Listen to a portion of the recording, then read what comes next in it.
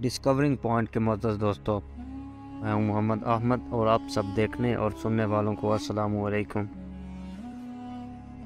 آج ہم بھیڑیے کے بارے میں بات کریں گے۔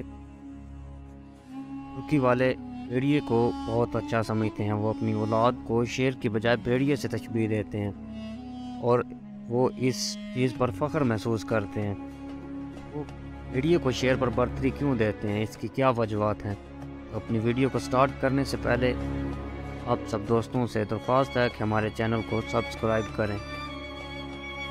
بھیڑیا واحد جانور ہے جو اپنے والدین کا انتہائی وفادار ہے، بڑھاپے میں اپنے والدین کی خدمت کرتا ہے۔ یہ غیرت مند جانور ہے، اس لیے ترک اپنی اولاد کو شیر کی بجائے بھیڑیے سے تشبیہ دیتے ہیں۔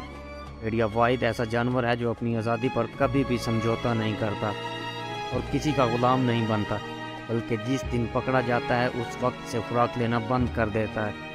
اس لیے اس کو کبھی بھی آپ چڑیا گھر یا پھر کسی سرکس میں نہیں دیکھ پاتے۔ اس کے مقابلے میں شیر، چیتا، مگرمچھ اور ہاتھی سمیت ہر جانور کو غلام بنایا جا سکتا ہے۔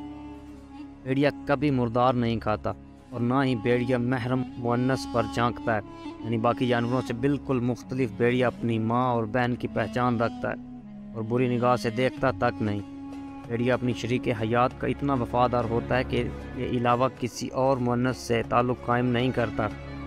اسی طرح مؤنث یعنی اس کی شریک حیات بھیڑیے کے ساتھ اسی طرح وفاداری نبھاتی ہے۔ بھیڑیا اپنی اولاد کو پہچانتا ہے کیونکہ ان کی ماں و باپ ایک ہی ہوتے ہیں۔